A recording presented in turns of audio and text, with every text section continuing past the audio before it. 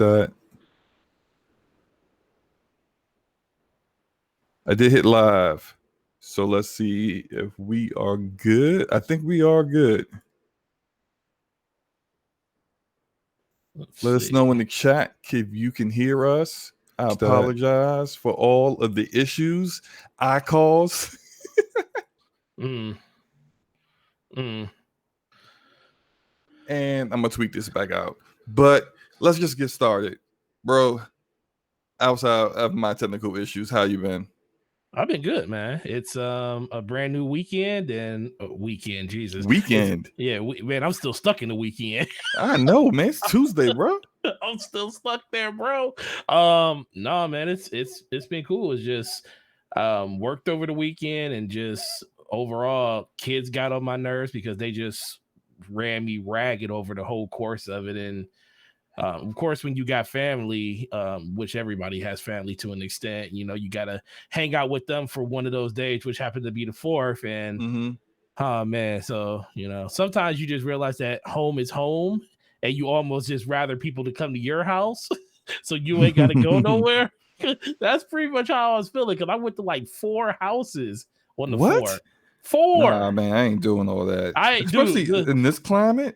I mean, were you trying to catch something? No, listen, man. Listen. I wasn't trying to do anything. Yo, it sounded like you were trying to catch something, bro. I'm just saying. Listen, I was against. I was taken against my will to all these places, except for one of them. I said, well, we're down here. I got to go see my aunt because we barely down in the city. So when we go down to Detroit, we try to I think that's the main reason we did it because most of our family still lives there. So when we were down there, it's like, well, they all live right next to each other. So it's like, well, if we're down here to see one, we kind of got to at least stop and say hi at the other one. So it wasn't really like a long drawn out visit. It was like we spent most of the time at her dad's house. Then we went to my aunt's house for like 20-30 minutes. Then we went to another house and then another house. All of that kind of culminated itself over like 2 hours. So then we were back. Then I was back home. So I was safe. I'm safe. I'll find out in 2 weeks though. But that's just like, I mean, I don't want to get into a whole thing, but just you talk about tipping the devil. You know, I'm saying I'll find out in 2 weeks whether you know I'm you know if I lose on that Russian roulette of life. Oh no! See what now? We ain't doing that now. Come on now, and they ain't losing. I ain't like those people that's literally out there saying that, oh, this is a hoax. This is a conspiracy. And then, you know, want to take your kids to like church gatherings where they're supporting no mask and stuff like that. And then all of a sudden, unfortunately, your child passes away because you were negligent and thinking that this was a hoax, which is actually a thing that happened. And guess where that happened at, Slow-Mo? What? If you had to take a wild guess where that happened at? Where? Nah, man, just go ahead and tell me. What state? Oh, Michigan? No. New Jersey? No. What? We have a panel member that lives there. Oh, Florida. As soon as I saw it, I was like, man, Florida. I was like, man, look, man, can we get the chainsaw and cut this cancer away from the rest of the country? Oh, they always talking about California going to float away, man. It looked like Florida going to do it before that. Yo, look, man, Florida is if we could just not claim Florida and act like they don't exist and we don't know them, I'm fine with that. Because clearly, like they out there just doing whatever. And all their COVID cases, like, look, I mean, I got a coworker who went on vacation. He's on vacation for a week. This dude was like, he's from Florida. Mm-hmm. He got all his family lived there. He said, yeah, I'm going to go to North Carolina. I was like, everyone wanted me to come home, but I'm like, yeah, I think I'm just going to go somewhere else. Right. I'm like, hey, look, I get it. I completely get it. Oh, man. No, but I mean, look, what about you, man? How was your weekend? You can't ask me and me not ask you. Okay, all right. So my weekend was pretty rough with just work stuff kept popping up. kids are wild and crazy. But I got to get some gaming in. Got to play some games, as you know, play some Destiny with you, and you and Luca and the crew. It's been all right. This week has been a little hectic with work because I got multiple guys on my team that are out. So it's like I'm literally taking in every single request. Oh, the VPN's down here. Oh, I can't log in here. Oh, this server just took a dump. It's just like, all right. Here's a number. Get in line. I'll get to you when I can. So, but I mean, all that said, let's be a little behind. So let's just get into it. Thank you for the 9 people who have come back after having their ears assaulted with the reverb I had before. Once again, my bad. Didn't mean to do it. I fixed the issue, and to keep it short, I was trying to check the stream on a different tab and didn't mute it. So that was me. And that's where all that reverb was. And Slow-Mo had a major brain fart, man. I apologize 1000%. And all that said, let's just get into it. So if you aren't aware, Xbox has announced, well, Microsoft has announced that they are doing their Xbox July event on July 23rd. And they already told us that it's going to be first party games there, but there are a lot of rumors about what else might be shown as far as like what of the first party is going to be shown. Potentially some other third party games are going to be there. And so let's have a little discussion on what we expect to see, what we need to see in order to buy in for Xbox next gen, and just whatever else predictions that you think might happen. So, Forte, what do you think, man? What are your? Let's start with the first party predictions. So, like, which first party games do you think will be there? Well, I'll tell you what needs to be there. Fable definitely needs to be there. It needs to be shown. It needs to be highlighted as an actual thing. That is like the worst kept secret ever. And it's like right now we don't know what Playground Games is doing. So it's kind of like a catch-22 is like, well, you can't keep it quiet forever. And this is your last opportunity. Because I feel like this is the show, and I know I used to always say like, yo, man, they can announce this stuff over time. No, man, this the show. The reason I didn't bury them for that stream in May, because it wasn't horrible, but it definitely wasn't up to the standard that Microsoft should have put out there for the first reveal of what their new system is capable of. But I gave them a pass because I said this isn't first party. This is like cherry pick third party stuff. Most of the third party stuff that we really wanted to see wasn't going to be there. So I kind of give them a pass on that one. This one, nah. This one, you need to go out and prove why to everyone. It should be no mistake why a person wants to get an Xbox or why they should get an Xbox. So I think Fable is the most important thing that they need to show there. I don't because I think that's the one game and the one franchise that's been missing and void of what people really want from the Microsoft platform. When it comes to everything else, the initiative, whatever they're working on, we don't just need to see a logo. We kind of need to see some progress on it. So if it's the Perfect Dark game that everybody's rumoring that it could be, let it be that. Me personally, I hope it's a brand new IP, but I'll take Perfect Dark because it has been a long time, and especially if they're reimagining it from the ground up to be a different type of version of Perfect Dark. I'm 100% good with that, but we need Pause for a second, my bad. In the chat, Artemis says 2020 is claimed another victim. Rest in peace, Dunkin' Donuts. Don't play with me like that. What you mean, Dunkin' Donuts? What did Dunkin' Donuts do? Hold on. Wait a minute. What did Dunkin' Donuts ain't going out of business, are they? Because like my iced coffee, I need that. What? And so I need them to stay in business for me. Oh, Dunkin' Donuts will permanently close 450 store locations by the end of 2020. No. So that's the beginning. That's the beginning. Why is this happening? Why Dunkin' Donuts, yo? Oh man, Dunkin' Donuts actually has really, really, really good coffee. Yes, you're the So I'm about to have an aneurysm. what am I left with now?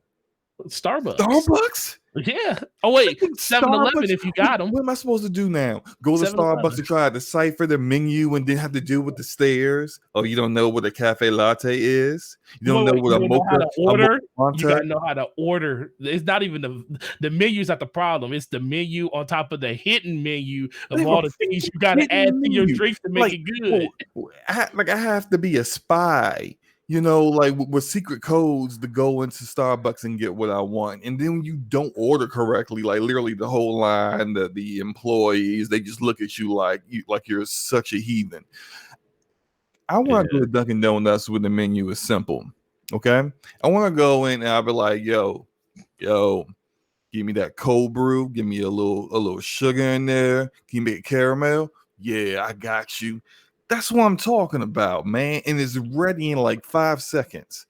And they give me a huge thing. I didn't even ask for it that big, but like I ain't even gonna finish all of it. But it's just huge. It is great, and I'm just Dizzy said Taz out here Starbucks. just loving it, man. Dizzy out here in his bag. Starbucks standing tall, slow. I just like, you know what? And I'm gonna say this: you people, and you can put that in quotes. Oh, you shoot. people, You people. Starbucks people, you did this, okay? You What? ran Dunkin' Donuts out of business. Watch what's going to happen. All the prices in Starbucks are going to go sky high. You're going to be complaining like, I understand $25 for my mocha latte. Why? And I'm like, this is why. You didn't go to Dunkin', and well, that's because McDonald's iced coffee is probably a little better. You know what? Than Dunkin's. You're right. It is. That's kind of the problem right there, Slow. Because it's like because the fact that they sell that McCafe in grocery stores, it's actually pretty good.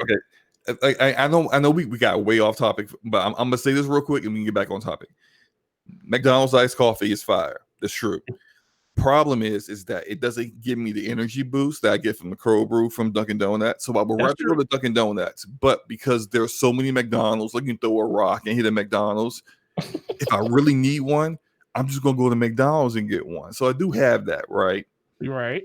But it's pretty much just like caramel juice with their coffee. Like I don't get anything from it. And maybe I am a coffee addict and I need help. But I'm just saying. You don't like Tim Hortons? Say what? You don't like Tim Hortons?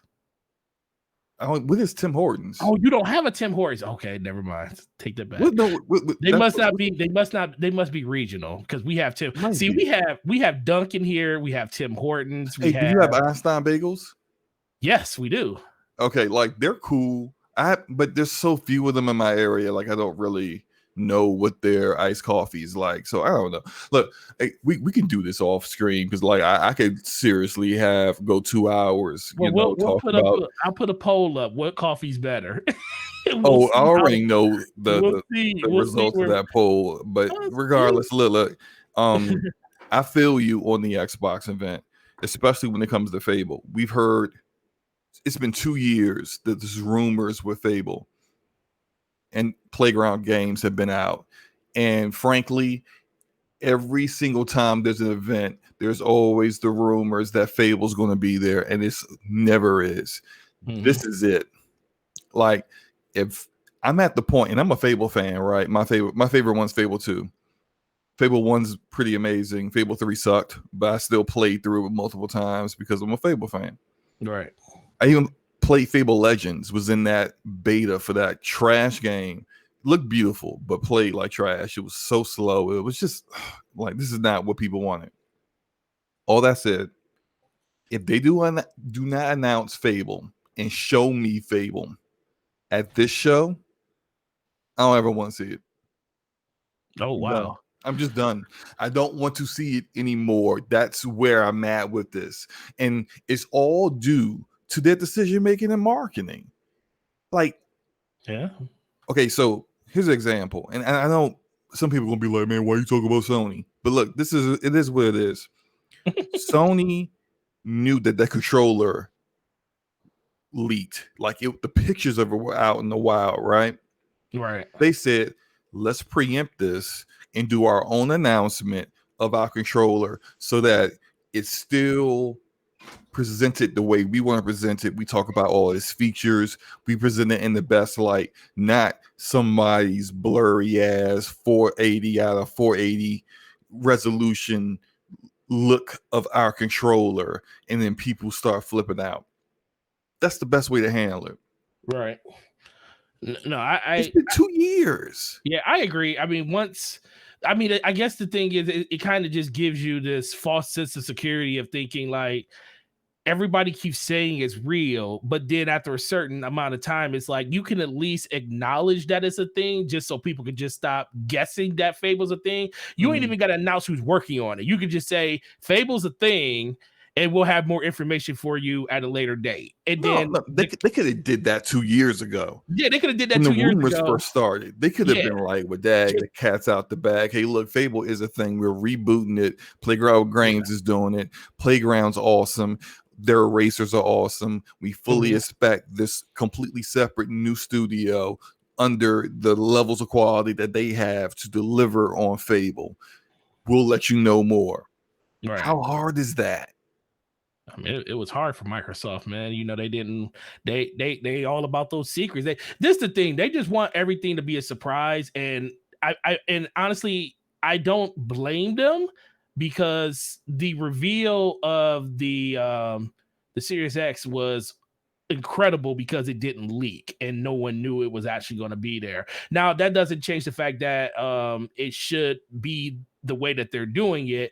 I think this being a game versus a system reveal is two different things. You know, you could just put up a logo and show that we're talking about it and still get people excited. Plus, you own whenever you do talk about it publicly, you kind of own that marketing period. You own that day, so to speak. You know, when Sony knew that the controller got leaked and they talked about the controller, literally they owned that day. They owned the day when they got leaked, and they owned it even more when they finally announced the controller.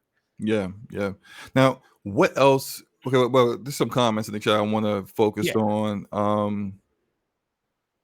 Abacabab72, what's up, bro? Thanks for watching. Said Fable 3 was good in the first half. The second half, when you become the monarch, it was terrible. I agree. And I think part of the reason why it was terrible was you just had like no opportunity to really accomplish any of the goals that you had. You were like, you're trying to save the people, the city, with this oncoming invasion, and like the resources you had were so limited.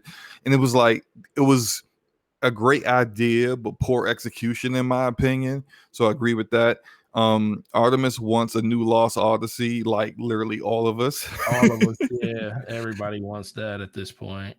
And Dizzy said, yeah, they did that 2 years ago with Halo. They could have done the same thing with Fable. I really don't care if there's a reboot or a new franchise, to be honest. So, yeah, like not everyone is a Fable fan, but like, yeah, when they announced Halo Infinite, they did a in-engine, more like a preview demo presentation of the Slipspace engine with very little really showing of Halo. It was like a presentation of the engine and Halo Infinite. So if things change, hey, you know, like all we saw was just like some set pieces for a Halo installation. We didn't really see much.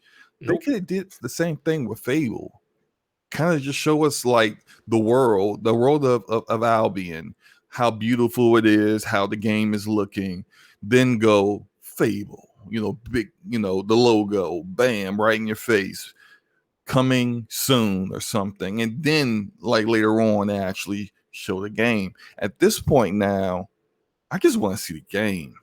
Right. Like I'm done with just the teaser announcement trailer. When did they cancel Fable Legends? When was that officially canceled? That was officially canceled right around the time that they canceled Scalebound, which was that like 2016, 2017? Right. So yeah, I hear that, and part of me wants to think outside the box and say the reason they haven't really talked about it as much is because they are coming fresh off the heels of Fable, not fresh off of it, but not long enough to still remember that Fable Legend was a thing. So maybe they don't want they confuse the marketing around what that game was and what this is, because there's a lot of people that probably never knew that game got canceled. They probably think Fable, like, oh, this is the Fable that Microsoft's been talking about for like the last 4 or 5 years. No, they never really spoke of Fable since they canceled Fable Legends and stuff. So they might just be trying to like say, we're trying to distance ourselves enough away from it, so when we do this reveal, it's everybody knows this is a new game. We don't have to go out and like kind of preach and tell everybody like, oh no, this is a brand new Fable adventure, not off of the Fable that you saw 4 or 5 years ago. All So right. that's just throwing darts at the air. You never know what it is, but I do think that has probably a little bit to do with it, but it still doesn't change the fact that they need to get this game out there, because this is going to end up being a system seller for them, because they don't have games like this in their portfolio right now. No. This is nothing like this, and this will sell systems for them. Yeah. Quick correction, and thanks, Dizzy, for the check. It looks like that was March 2016 when they canceled Fable Legends. And that's even more prevalent than which has probably really made the scalebound cancellation even worse, because it was like you cancel one game that people are looking forward to. Well, kind of, so they were looking forward to Fable, but no one really wanted Fable Legends like that. Not like that. That evolved style of gameplay. Like, no one asked for that, especially not for Fable. But then the scalebound thing happened. It was just like, yo, what the F is going on, right? So yeah, it's just, look, show the game. That game has to be shown. Now, there is this talk that Jeff Grubb is saying, he said on Twitter today, that that all the talk about Perfect Dark being shown, or whatever the initiative is working on being shown, isn't real. Like, the initiative's not going to be there. Now, how do you feel about that? They need to be there, man. How long? Look, when you got this amount of talent working at one studio, we need to see what they're working on. It's like, it's only been what, 2.5 years since they formed this studio. I'm not even saying they got to have a working prototype, but can we at least get an idea of what they're working on now, especially if it's something that is already in the staple, like Perfect Dark? Can we at least know that it's Perfect Dark, or whatever game that you're bringing back out of the abyss of the Microsoft Game Studios vote? Yeah. Can we know what it is at least? Now, if it's a completely new IP, I'm good. I don't even need to know then, because if it's a new IP, I kind of understand the secrecy around it, because they probably want to build excitement around just that title by itself, because it will be like one of the few brand new IPs that they're bringing to the Xbox franchise, and they probably want to wait till they have something really substantial to show people, and right now they don't have that. If it's new, I get it, and I'll give a pass on that. But if they come back a year from now, if E3 ever comes back, or whatever the next thing that they decide to show off their next year games that's coming out in the future, if it comes back to being something that's already in the stable, we got a problem. Yeah. We need to see if it's new. I'm good. If it's not, we need to see what it is. At least give us a name. Now, I have a prediction / I heard something / is really what I want to happen, so I'm just going to roll with it. About Perfect Dark, and it's that, Perfect Dark was a first-person shooter, right? Yes. This remake of it is not going to be a first-person shooter, from what I heard. That's what I hear too. Yeah, that's going to be third-person, narrative-driven, action / stealth / however you want to handle it, adventure game. I'm down with that, because like, as a first-person shooter, I never really cared for Perfect Dark. I liked GoldenEye, and I know that's how Rare kind of really built off of that to do Perfect Dark, but I don't really care. I never cared for it as a first-person shooter. I was all into Halo. I was like, whatever with this, and they really don't need another first-person shooter right now. Yeah. So that will kind of fit a role, a gap that they have in their portfolio of first-party games. I agree, but the thing is, if it is what you think it's what you're hoping it is, do they have to announce at least something around that now, knowing that it's not a new IP, it's just something built around an existing franchise that we have? Would you be upset to find out a year from now that's what they were working on versus not finding about that, on the 23rd? Not terribly upset, because I do have to be fair to the initiative. They just started 2 years ago. And they had to, unlike other studios where Microsoft purchased them, they had a full staff. They Right. had all the people, they had an identity, a culture, how they like to make their games, and a method to how they made their games. The initiative Yeah. doesn't have anything. Like they got one dude who comes pretty highly regarded, Gallagher, Gallagher, from yeah. from Square Enix, from Crystal Dynamics, and he's got a great track record. He's trying to build something. You got like guys like Drew Murray from Insomniac. They got Rockstar devs, Naughty Dog devs, but all of these guys come from different studios and different cultures, and so it takes some time to get your feet wet. Even though these people are experienced, they gotta learn how to work together. It's almost like, and I know it's a sports analogy, and I can hear Mooch in my head yelling sports right now, right? Oh. But when LeBron went to Miami and played with Dwayne Wade, played with Bosch, had this all-star team, Mhm. they didn't win the championship that year. They had all that talent. They had zero of the chemistry that they needed to deliver on the That wasn't. talent, the It had potential nothing they to had. do with that. Had nothing to do with chemistry, sir. Somebody shrunk.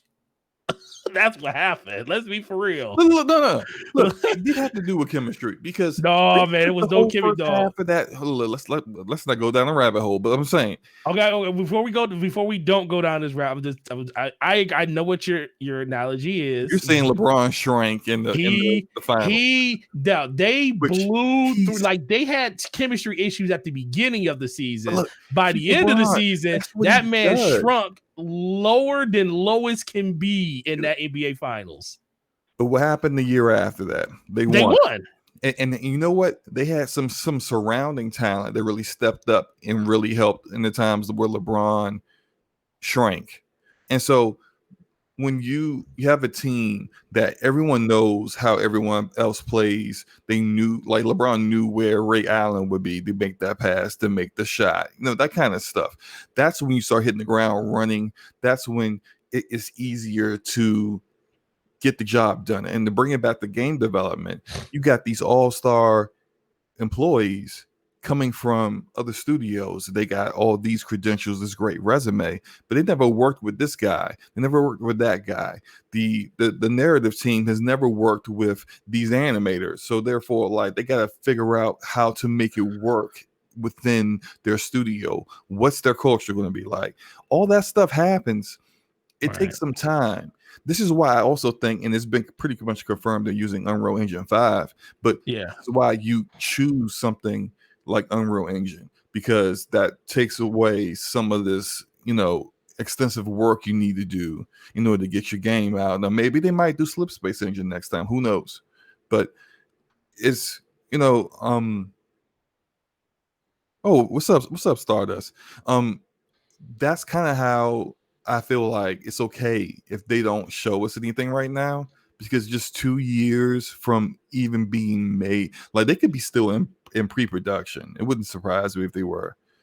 But if you're doing a Perfect Dark remake, just say we're Well, doing that's all. That's all I'm saying. You don't even got to see that's the thing. Maybe you don't have to say that the initiative is doing. You can leave that ambiguous and out there for people just to guess on who's working on it. But I think if you're working on a current project that you have already in your wheelhouse, you kind of need to just let people know. You don't. I ain't gonna say, because that sounds like you're demanding. You don't have to, but it's very much incentivized to me to feel like if you want people to understand what the long-term vision and plan of what Xbox is, you need to let those people know, like, hey, we are redoing Perfect Dark.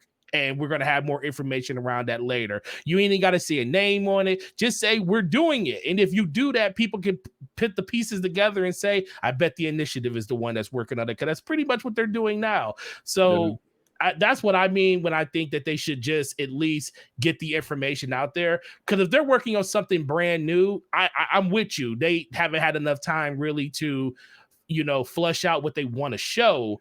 But at least Microsoft can throw them a bone and say, hey, we don't have to have you announce it. We'll just say that this is something that one of our studios is working on. And that's good enough for most people, because at least they know it's a game that is being worked on. We don't care about who. We just need to know it's a thing.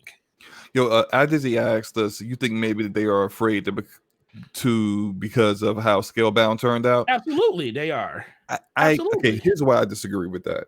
If they are really afraid of showing things way too early, then they wouldn't have showed us Everwild or Hellblade 2. Because they showed us those fairly early. Like, we don't even know really what Everwild is. And they showed us that. So I think when it comes to first party, they're not afraid to show us, because they know what first party can do, and they can kind of get a better handle on it. With Scalebound, they're working with Platinum, which, if you look at Platinum's history, they kind of have a history of being not difficult, but not always the easiest to work with. You got Platinum. They're a Japanese studio, and there's some issues there, and you can't, because they're not a studio under you, really kind of get a better handle on what the issues are. And it seems like, for the most part, when it comes to all of their studios now, outside of the ones they started out with, like 343 and the Coalition, where these studios get to do what they want, really. Like, they get that creative freedom that we've all been wanting them to give them. So I agree, but I mostly just disagree with some of the stuff. And the reason I say that, you're right about the whole it's Platinum, and a lot of people should just take Platinum. Real quick, shout out to 28 people watching us right now. I really appreciate you guys coming through on a Tuesday afternoon. And man. Go ahead. Oh, and speaking of which, shout out to you, man. 403 subs. You passed 400 subs today. I did? 403? What's that, man? That's what I'm talking about. I looked at it the other day. You were at 396. I was like, oh shoot, someone about to hit the big 400. Almost to that halfway point, man. 1,000, man. Once you get to 1,000, man, everything just is easier. It literally. It feels so far away. I know, but once you get there, it's like, it's so satisfying. I will tell you that 100%. But the reason I kind of disagree is for the simple fact that I agree with the whole Platinum situation, but I disagree just for another reason in general, because I think it's not that Microsoft is afraid to just show the IP. Like, they already shown that they are willing to show IPs that are a little further out, like Hellblade and stuff. But I think it's this IP. If it's tied to the initiative, they want the initiative's first reveal to be this grand, about this thing that is unquestioned. It was like the first time you saw a Halo trailer. It was like this unquestioned thing. Like, you can see from the trailer that this game's going to be freaking incredible. You just can see from that. So especially if they're bringing a old IP like Perfect Dark back, they got to do enough to make it seem familiar, but make it feel new. And they probably don't want to do that until they 100% know that this right here, what we're showing, is a winner. They already probably know exactly what the game's going to be, more because this stuff is all productioned out like years in advance and stuff, so they know what the game is. But for when it comes to showing it, they want to make sure that what they show has a lasting impact. 100% lasting impact. And that's what I think they're waiting for. So they're not afraid to just show it and just like, oh, we're scared if people don't like it or this and that, blah, blah, blah. They're just saying, we want to make sure that it's done the right way the first time, and that conversation continues with that game whenever people look at that trailer. I feel you, man. I feel you. I mean, we could go further with this, but I kind of want to also know like our time constraints with everything. I don't want to stick to this one for too far. Oh yeah, I you're will good. say this. I did hear that there will be some third party there. I kind of like me. I kind of don't want to see third party at all, but I do understand their contracts and they got marketing deals, and so more than likely we're going to probably see something from Cyberpunk 2077 and probably Assassin's Creed Valhalla because they got the marketing for those games. I really wish they wouldn't show that and just kind of keep it focused to what the first party is doing, considering you got 15 studios. But I mean, what do you think about that? I'm with you. Unless it's like third parties that they have exclusive deals with for those games to only be like, I don't think it's going to be only on their system, but have if they got exclusive deals saying they're in Game Pass, then that is, I think, worthy of it being on their show. If Cyberpunk it, yeah, in Game Pass if it at even launch? well, well, maybe not at launch. Probably like within the first couple, maybe after the first month. Maybe I don't know. I would think that's the only reason I can see a game like that being in them showing those type of games at the event because it is centered around first party and Game Pass is a huge part of first party. So I've been hearing rumors that Microsoft has the marketing rights with Bungie for Destiny, and I heard that too. Destiny easily could be one of those games because it's already technically a free to play Yeah, game. what if they put Destiny in Game Pass? Haven't they put? That's what I'm saying. Haven't they put Destiny in Game Pass and made it so you get the DLC day one for anybody that plays Destiny on Xbox and Game Pass? I mean, that might be the move, considering that it looks like Sony might be trying to acquire digital streams. Mm-hmm. And then, like, if they get Warframe, I don't see Sony like saying we're snatching Warframe off of Xbox, right? They wouldn't Yep. do that, They wouldn't do that. especially after it being such a long-standing game since like 2012 on the platform. But I could see them allowing Warframe to continue and then saying, all right, digital streams, we're going to double your staff. We want you to do a sequel to Warframe 2, and that's going to be only on PS5 and PC. Right. And then now that they got like a first party and a pretty decently popular game, looter shooter all to themselves, they really fulfilled that multiplayer aspect that so many people are asking from Sony. And a counter, because Warframe is a competitor to Destiny, could be Microsoft saying, hey, look, I know you guys don't want to do exclusive content, but give us the marketing and we'll put it in Game Pass, and so you will always have a consistent number of people trying your game out. Yeah. So you don't even have to do the, hey, up to this certain point is free now, because it will always be available in Game Pass to Game for Pass everybody that subscribers. had, because I think it to me, which would be crazy because I already bought the DLC for it. I already bought the DLC for it. So if that was to happen, I'd be like, come on, Bungie, give us some type of refund or give us something for this. But yeah, I think that would be the go because you can still sell it everywhere else. You can still sell PC can still get the content, PlayStation can still get the content, but Xbox would just have the ability to say, hey, you want that new expansion? It's in Game Pass and you can play it right in there. And that would be a way. And then that would just be a consistent player base consistently for the Xbox brand. And I think that would be a really good move. So I can see things like that being the reason why some third parties are there. Now, if they're just there just to show off their game, then I'm kind of like, okay, miss me with that, because I can just watch. You could just boot up a video and put out a stream or something on your own accord and do that. So this show needs to be more centered around what Xbox is doing more than third party. But if third party is playing a huge role in what Game Pass is doing, then that's where the exception is made.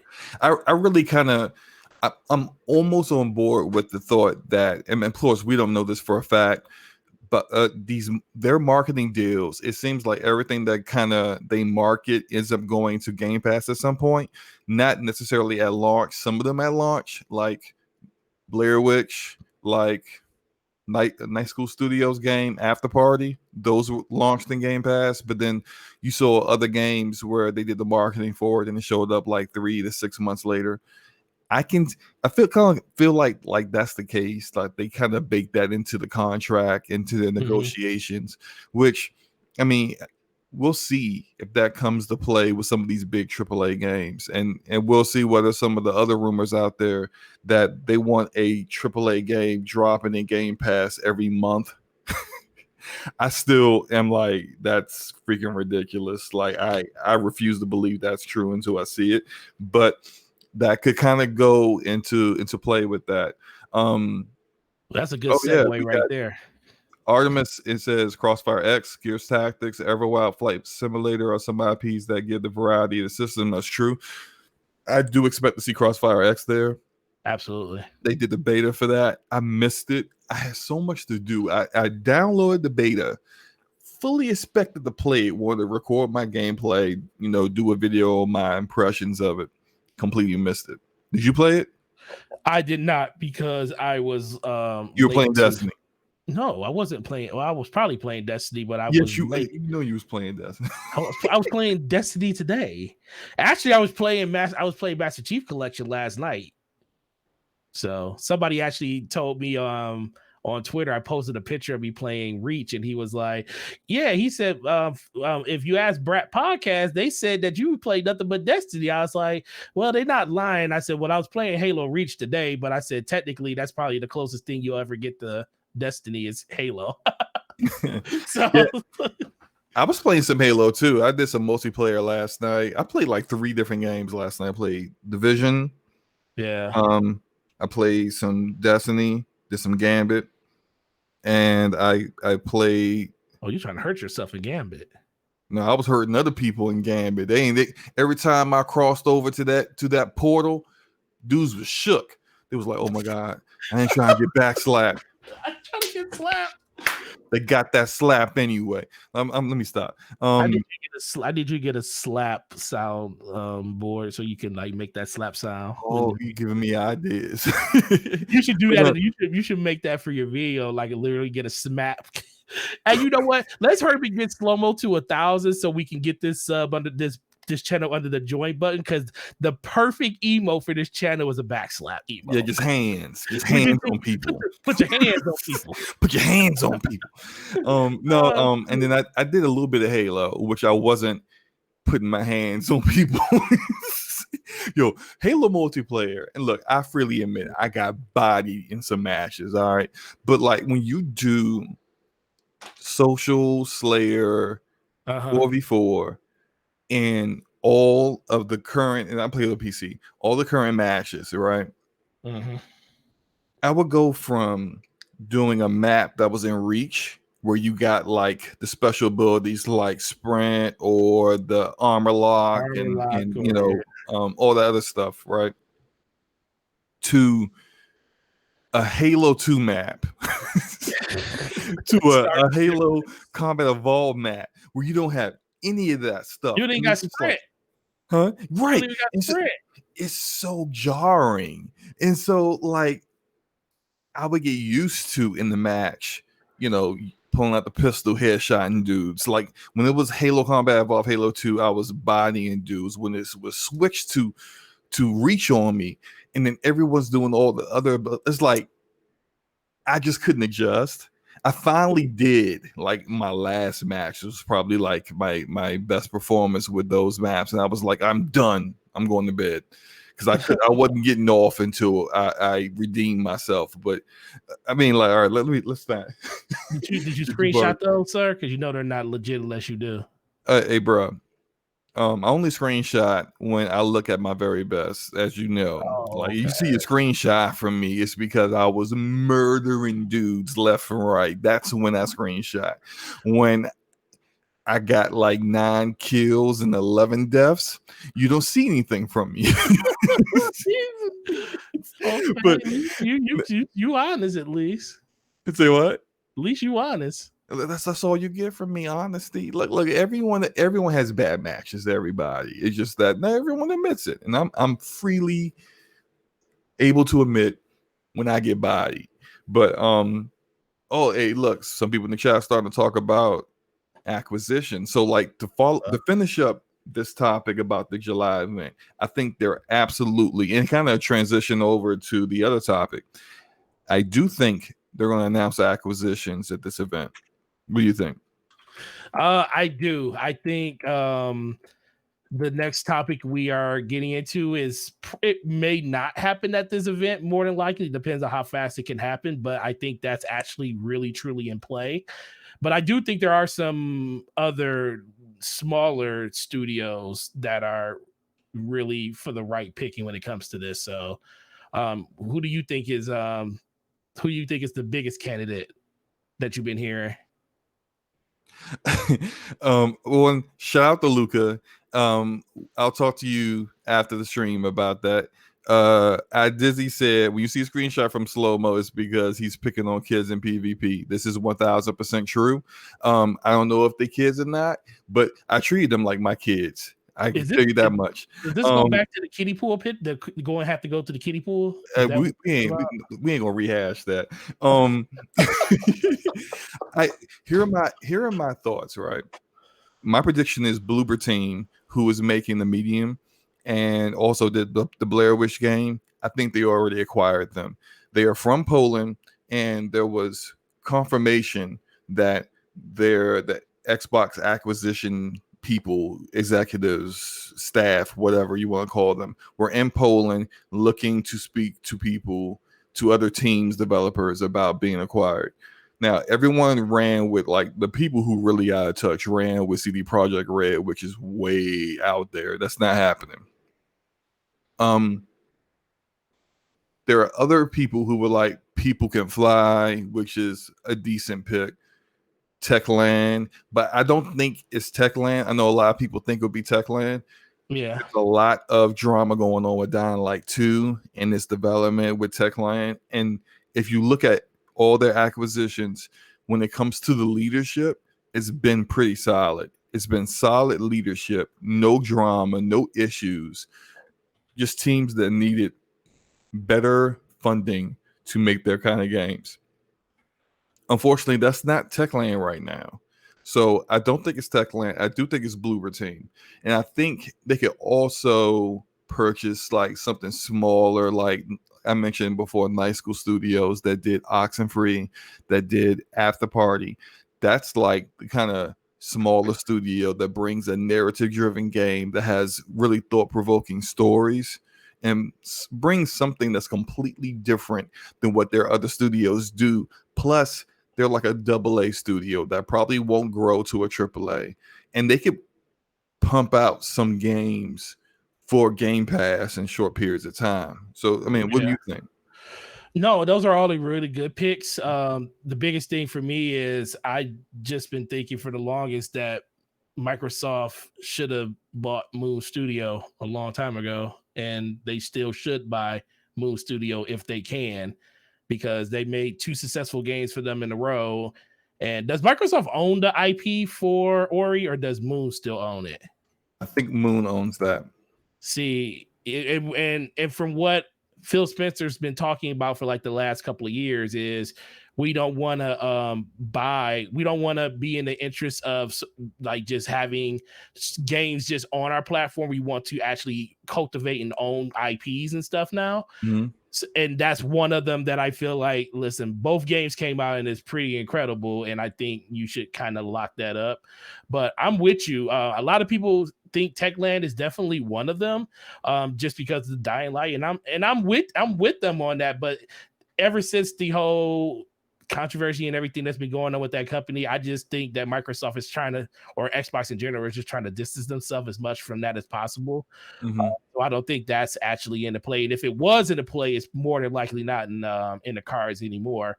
Look, man, there's a lot of pie in the sky out there, because I think the biggest thing is people know that Microsoft's going to purchase probably 2 or 3 studios, maybe. I think they want the bigger purchases. I think they want like the CD Projekt Reds and stuff like that. I just really just think it just comes down to, I just don't think those companies want to be bought, especially something like CD, because they are very focused on everybody being able to play their game. And that does fit into what Microsoft wants. They do have a system in place where are they going to stop CD Projekt Red for promoting their game and making their game on other platforms? Now, could they make a deal with that being known as like how Minecraft is? Could we still see them fronting the bill for what's going on in CD Projekt Red just to say that it's going to be in Game Pass, but you can still sell it on PlayStation and PC and everything like that? Because if that's the case, then that kind of opens up the door for a lot of other things and stuff. But I really truly think there's a lot going on with this whole WB thing, because the fact that it got not announced, but the rumor leaked on it on the same day that Microsoft dropped the information about the 23rd, kind of fishy. And the fact that it's a couple of different ways you can look at it, because I was like watching some other YouTubers talk about it, and the fact that it's two anonymous sources talking about it and saying that it could just be them buying the opportunity to see who will pay more for these IP, because I think AT&T is getting rid of these IPs. They don't care. And the fact that they are selling these IPs with the not the marketing this, but with the license included with them, these developers, that's pretty interesting. Yeah, I think for third-party studios, third-party publishers like EA, Activision, it's not a deal they want to get into if they can't get the IPs. If they can't get Batman, if they can't get Mortal Kombat, although I heard that Mortal Kombat is more than likely going to be included because it doesn't have any kind of tie to, I mean, there have been movies, but it's mostly a video game IP, you know? Yeah, but yeah. Mm-hmm. Now I was gonna say, it looks like AT&T is willing to let the licensing deals go with those games, with those publishers. Well, that's perfect. Then now it's worth $4 billion.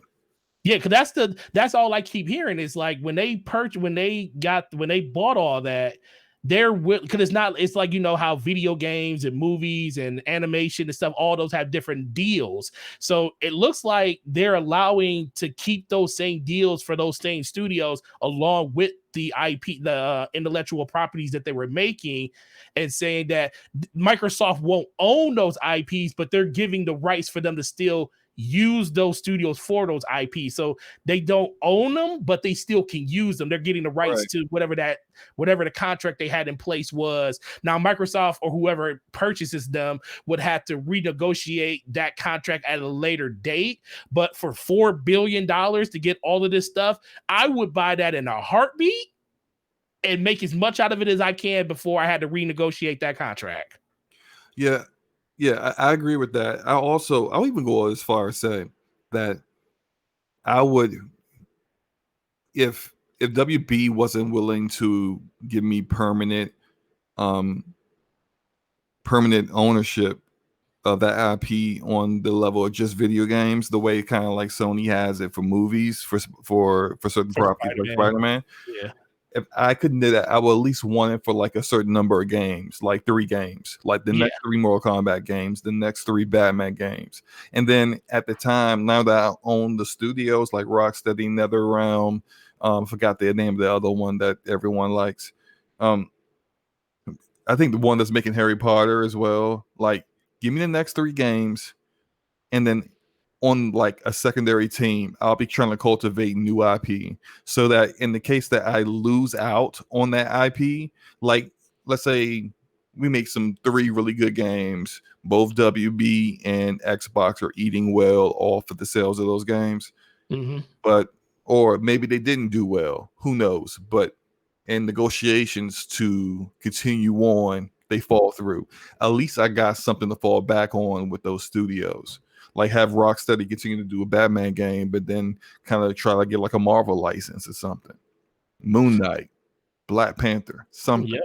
And then if that falls through, well, look, we got the a sequel to that Black Panther game that we did that we can re-up on instead. And so there's a lot of different ways to work it, but what it all comes down to is what can you negotiate?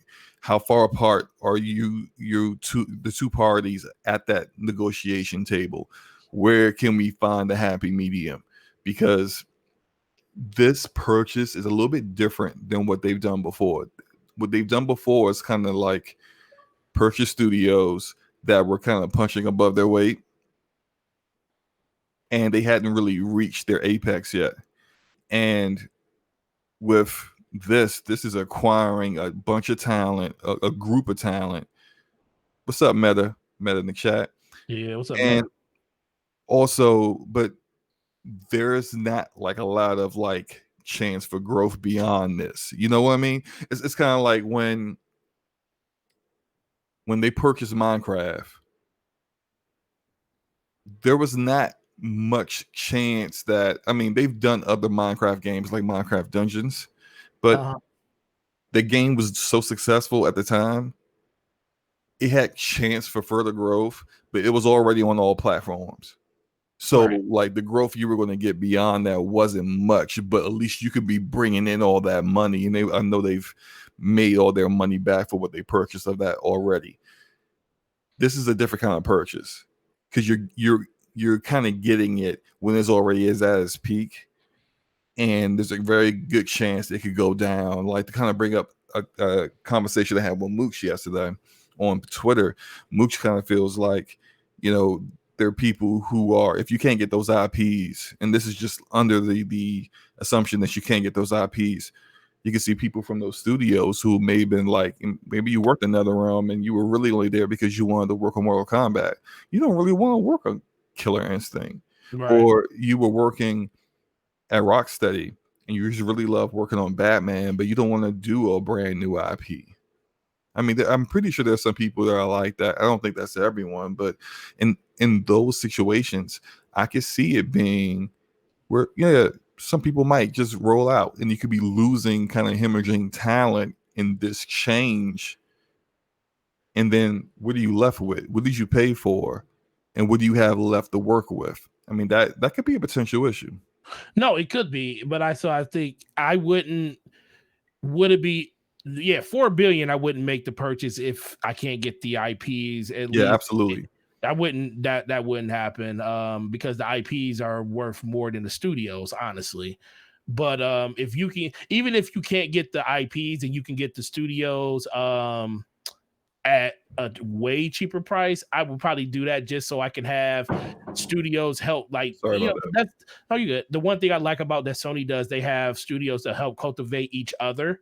And you would think Microsoft has enough studios, but when you are trying to do a service like Game Pass, you can never have enough. You know, just one to 2 billion just to buy them and not have the IPs would still be worth it, just because you'll have manpower to, yes, you can still let those people make games that they want to. Now, some people might leave because they probably came to make the next Batman game or the next Harry Potter or the next Lord of the Rings game. You might lose some people because of that. But the fact that you have the majority of those people still will be there and they have the free reign to make what they want to make, I think that would be still beneficial to them, just not at the $4 billion price tag. But ultimately, it really just comes down to one thing. I think of all their IPs, I think Mortal Kombat's the only one that technically would be given in the deal because it was a game before it was a movie. It was Right. I think NetherRealm, I mean, they owned it. So I think NetherRealm, and they just came to a thing and they just made the movies off the IP. So I think that's the one game that would actually go with that. And I think just alone by itself, even if you could just get another one, even if you didn't get Mortal Kombat, the fact that you can have a competent developer work on your KI property, which is something that a lot of people have wanted. But then it's still not the same, because really, like, I see what you mean, but is Mortal Kombat successful because NetherRealm makes it, or is it because it's Mortal Kombat?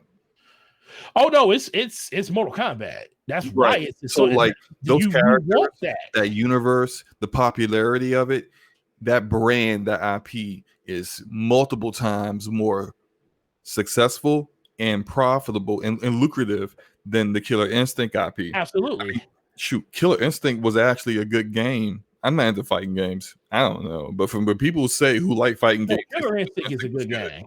Hmm? Iron Galaxy did a really good job building that game. Right, but then there's nothing going on with it because people didn't really support it like that. So yeah, I mean, They need to get the IP. They need to get the IPs with it. Mortal Kombat is a must. They need to get that. I will 100% agree with you on that. I think the only thing they could, if they did lose something, it would be like that DC versus Mortal Kombat property, because that does have DC characters in it. So that would probably be the one that, or not DC, that was Injustice. That would be the one they would kind of lose because of the Warner Brothers side of it with the publishing side of movies and stuff. But for games, Mortal Kombat needs to be there, and that's pretty much the only thing you will be guaranteed unless they're willing to just add everything in, which it looks like they are. But before we close out this topic, I got one more question for you. Yeah.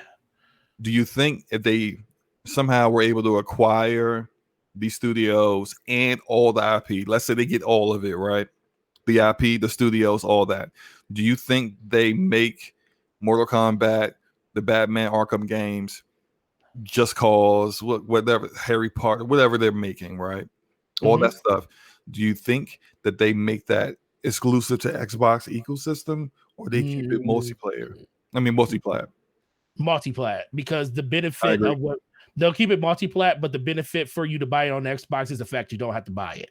Right. That would be the benefit of Xbox. Right. You know, that would also give them a reason to raise the price of Game Pass at that point too, because I think it wouldn't be $15 or $10 anymore. It would probably be $20.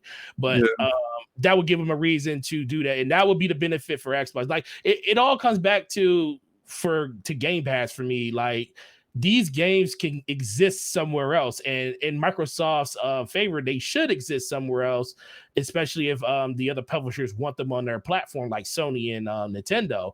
The question is Game Pass and not having to just paying the subscription model and getting as many of those games as possible as you want at once worth it for you to own an Xbox or a PC or wherever they have Game Pass available, or even xCloud? I think that's where the draw for Xbox would be at. So, and then think about it, these games sell more anyways on PlayStation, so I don't think they would have a problem leaving it there and just saying, well, they already sold more there, let's just get what we can get out of Game Pass, and maybe it's gonna make our subscription service even more appealing to people to want to come over to Xbox. Right. It will be the same as what we're going to see eventually with Wasteland 3 later this month. Yep. As well as what they did with the Outer Worlds. The Outer Worlds is on everything. It's even on Switch now. Came out launched on PC, launched on PlayStation, launched on Xbox. But the difference was that they made sure to pay Private Division whatever they needed to pay, because they were the actual publisher of it before, because it was in development before they purchased Obsidian. That the game would be in Game Pass at launch on Game Pass PC and Game Pass Xbox. I think if they were able to make this deal work when it comes to Mortal Kombat, when it comes to I'm brain farting right now, Batman Arkham, and all those games, they will be launching Game Pass day one. You can still buy it on PlayStation if you so feel you want to do that, and they'll be making pretty good money off it. It will promote Game Pass and also allow them to make sales on it on the other platforms that, you know, are part of the reason why it's so profitable. But well, this is the other thing too. If Xbox wanted to be devious, and they could be, they just make it exclusive to them. They won't do that though. They wouldn't do that, but I'm just saying that would be the power move that everybody that's like a diehard Xbox fan would want them to do, and that would be something that would be the first time you would really see Sony hurt by it, because that would be Sony would do that though. I'm not think Sony would do that. I'm just saying I think that would be the first time you would see them hurt, because that is a substantial amount of IPs that would not be available on that system. Now, granted, if they are available for you to still buy there and still be in Game Pass, 100%, keep your PlayStation. If you want to buy it, that's fine. Buy it on PlayStation, or you can play it on Game Pass if you want to get it on Xbox. That's fine. But if they made it exclusive just to Xbox, that will be the first time in a very long time that people would literally have to make some real crazy decisions on the next system they would buy, because it wouldn't just be Xbox versus Microsoft or PlayStation versus Xbox. It would be, do you want to play the next Batman game? Well, why the same thing that happened with Spider-Man. Do you want to play Spider-Man? Because that new Spider-Man game is only on PlayStation. So I'm not saying that that's what they will do. I'm just saying it's interesting if Microsoft wanted to go down that route and say that these IPs are going to be exclusive to us and only in Game Pass, in PC Game Pass, of course. That would be a power move that I think a lot of people would like to see them do. And I'm not gonna lie, being a fan, I would like to see Xbox be some type of aggressive like that. I don't think they're going to do it, but that type of an aggressiveness is what I want to see from them throughout next generation, however it shows itself. Let's see, that's a move, and this is why that's not going to happen. And you probably already know this. Oh yeah, that's a move that would sell more consoles. Absolutely. Would it push more software? No. And because it won't push more software, and that would eventually be a grand total of less actual revenue overall. Yep. They wouldn't do that. I mean, there is the thought, and because this is all kind of theoretical, how you build your platform, because Sony feels differently. I do think that any existing games wouldn't get ripped out of the stores for Xbox and stuff like that, but any future games would be exclusive. Kind of like how my theory is with Warframe. Current Warframe, don't worry. It's not, you're not going to try to log in on Xbox and say server not available. But Warframe 2, which wasn't in development before with this purchase, but it is now, that's you're going to need to get a PS5 or PC for. And so, like, that's different. I think Microsoft is all about making that money and not really caring about how the fans feel about it. Oh, well, I don't have a reason to own the Xbox. They're like, cool, don't own it then. But buy our game though. Right, exactly. Buy the game. To get to our last topic, and could you kind of explain, because you say you watched this interview, so this is about Bungie and Activision and the whole drama with Destiny. So chat, shout out to, we had up to about 39 people watching at one point, down to 36. Woo! I really appreciate you guys watching. Please don't leave because we talking about Destiny. But this is more of the drama essentially that's been going on, and Marty O'Donnell, Marty O'Donnell, who was the music director for all of the Halo games and the first Destiny game up to a point. He came out, did an interview, and said some stuff about the relationship between Bungie and Activision, how it wasn't that great, and how apparently Microsoft almost landed Destiny. So, Forte, you explain the rest, because I didn't watch the interview. Yeah, it was a real lengthy interview. It was on Hidden Experience channel. If you don't know, he's a really huge Halo channel. So check him out to go see that whole interview. It's like an hour and 56 minutes. It was really good. But it's about, I want to say, towards the latter half of it when they get through this part of it. And it was mostly just due to how, first of all, Marty O'Donnell wasn't just a composer for Bungie. He was on the board of directors. He was one of the 7 that made decisions based on what was going to happen with Bungie and what was going to happen with their IPs and stuff. And he went into a conversation talking about how the whole staff and everybody on the board of directors was basically weary of getting into that contract with Activision, because the biggest thing is they wanted to own the IP. They didn't want to have another repeat of what happened with Microsoft.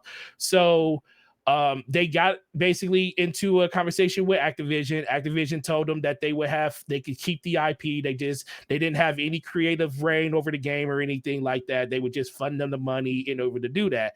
And that's what they went with. Come to find out, Mario O'Donnell was like, kind of didn't go that way. It was more Activision wanting to be very forthright with the release schedules and stuff on the game, being an entity where they actually not told them exactly what they needed to do. You put the link in the chat.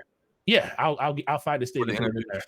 Also, I'll add the link to that interview in the description for the The live stream. I'll do that afterwards though. Yeah, so he basically, just to make a long story short, he basically was just talking about how right before they signed this deal, it was just like a lot of turbulent and trepidation about them actually going through with it.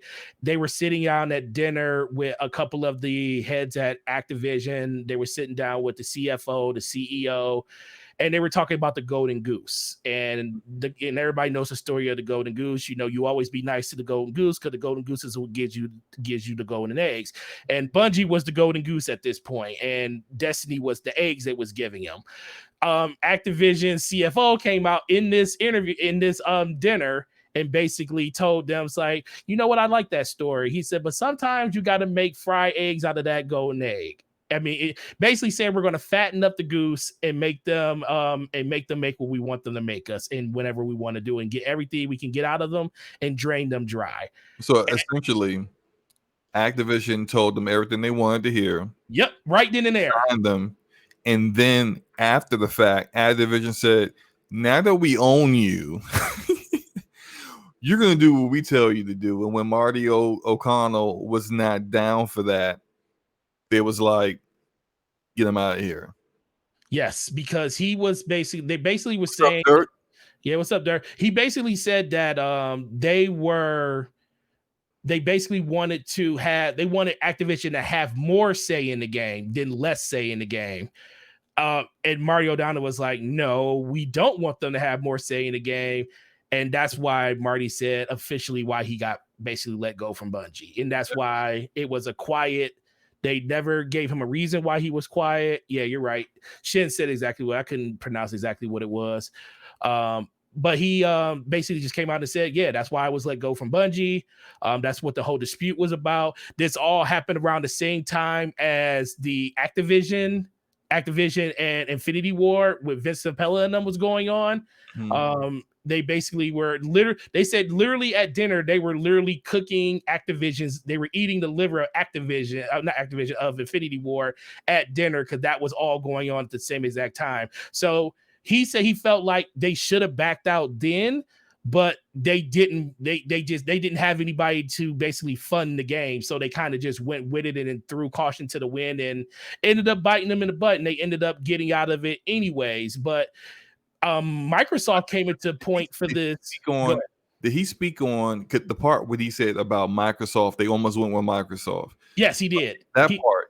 Yeah, the Microsoft part he talked about is because right before they went with Activision, he said they actually did pitch it to Microsoft, and Microsoft was interested in it, but Microsoft wanted to own the IP, and that's why they didn't go with Microsoft, because Microsoft they said, at least we know who Microsoft is, we know what we're getting from Microsoft, but their only stipulation Bungie had was they wanted to own Destiny. Which makes sense, because they just gave up Halo to become independent. So that makes sense. Oh, he actually fixed that too. They never just gave up. That's why this interview was so good, because there's a lot of misconceptions about how Microsoft got Halo. Mm-hmm. Bungie never owned Halo once they signed with Microsoft. Okay. Before Halo Combat Evolved came out, they purchased them everything.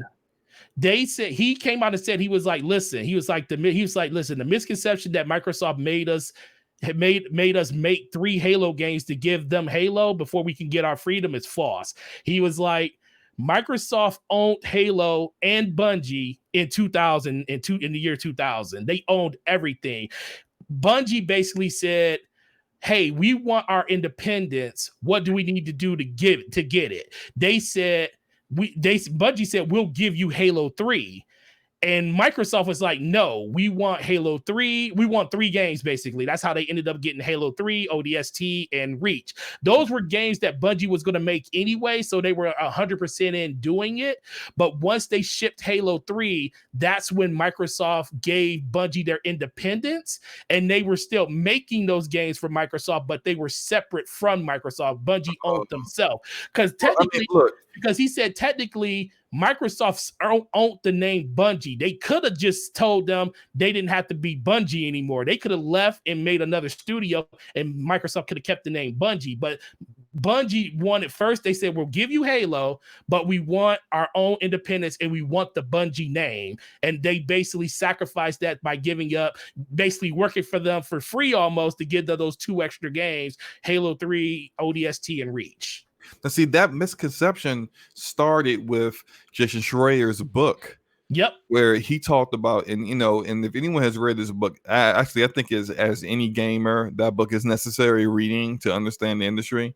And I'm not like, no shade to Jason Schreier in regards to Marty O'Donnell saying that's a misconception, but that's how he laid it out in the book, like it was a part of the negotiations. But maybe Jason heard that from an employee who wasn't like O'Connell. He wasn't in the board, so he wasn't there for the negotiations. Maybe he's just like an animator or an environment artist or something, and he's just like, oh, so we doing 3 games? Okay. Yeah, it just sounds like, I mean, I can see where the misconception could come. It sounds like when you say, well, we're giving you Halo 3, ODST, and Reach, well, yeah, it sounds like, well, we had to basically give you Halo for that. No, it was just basically saying, well, we already own Halo, so you can't have that. But if you want your independence away from Microsoft, you have to make these, because that's the thing. Bungie wanted their independence right then and there.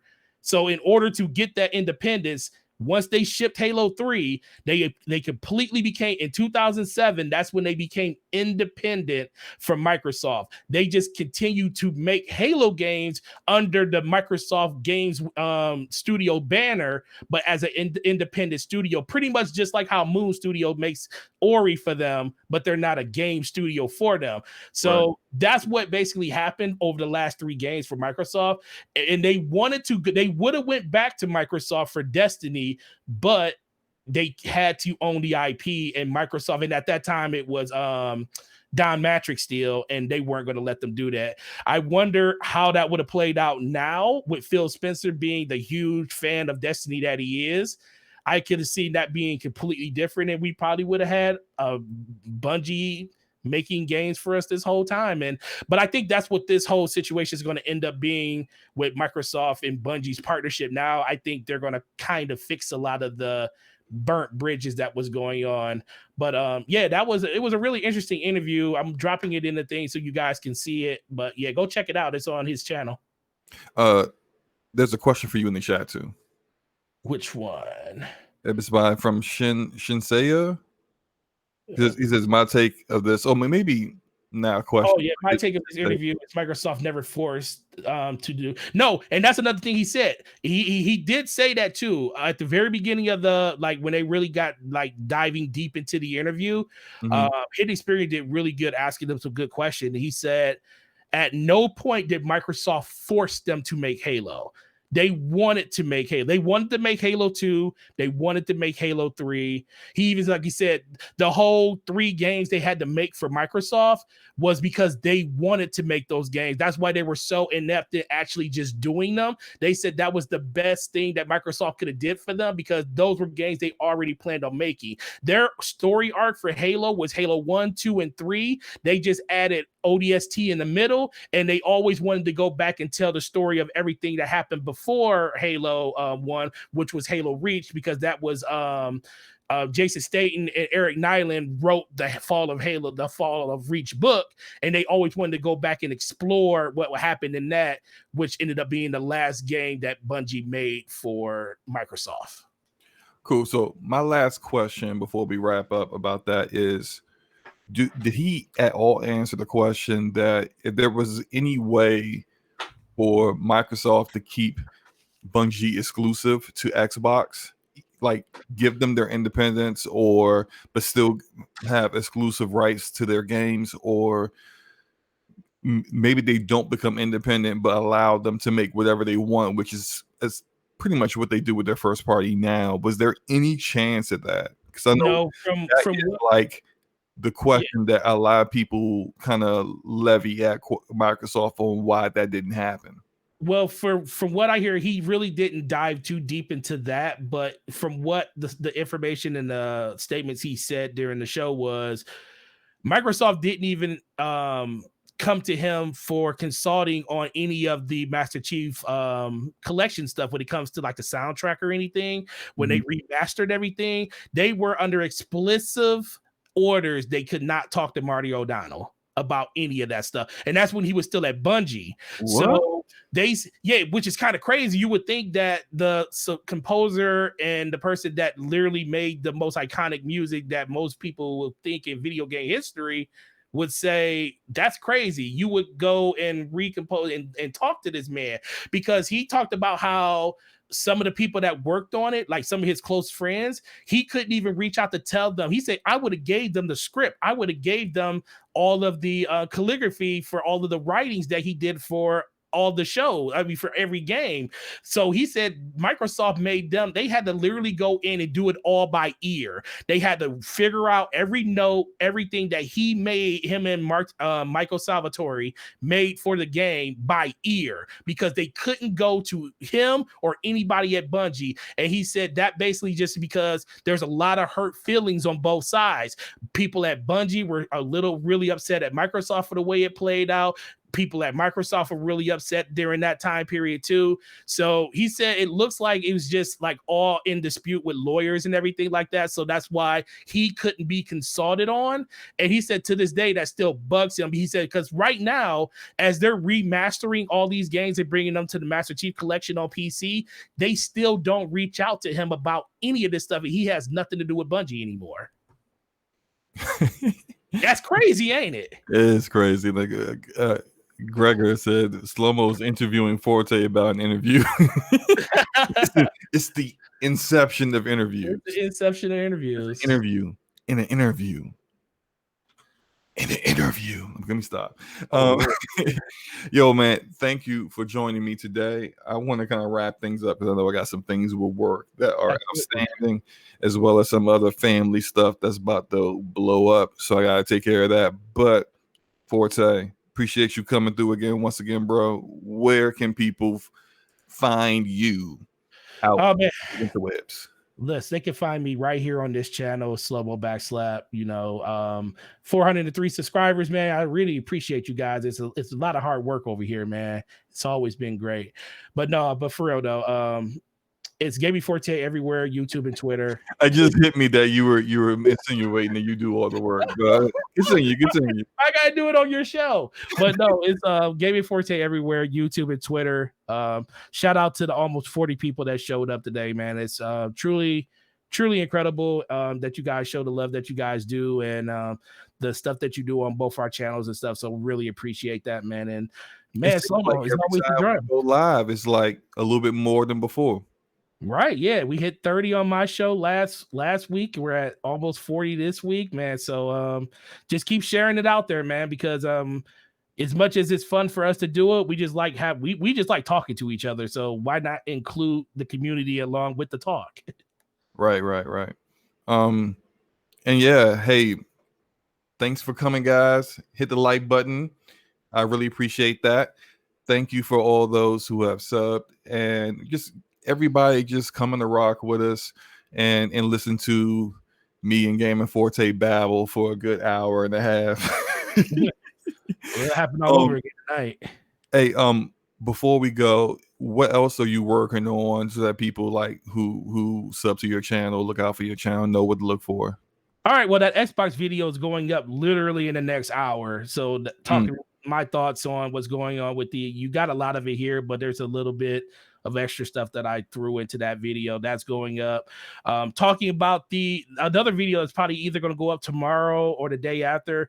If you guys haven't seen it, Xbox is having that demo day event that's coming up on the 21st through the 27th, where basically if you ever wanted to know what it was like to be at E3 and play every game that was available there, this will be your opportunity. So I got a video coming out about that, and basically whatever else comes out over the next week or so. So just keep your ears and peeled over to the channel so you can see what's coming up next. Cool. For me, I have a couple more games that I'm working on as far as like promising indie kind of games. One is a game called Haraka Blade Point, which has a lot of vibes from like kind of like a Ghost of Tsushima, but it's mostly PvP focused, and it's like really fast paced combat. It looks really cool. Not grounded. I don't know why you typed that in the chat. It ain't happening.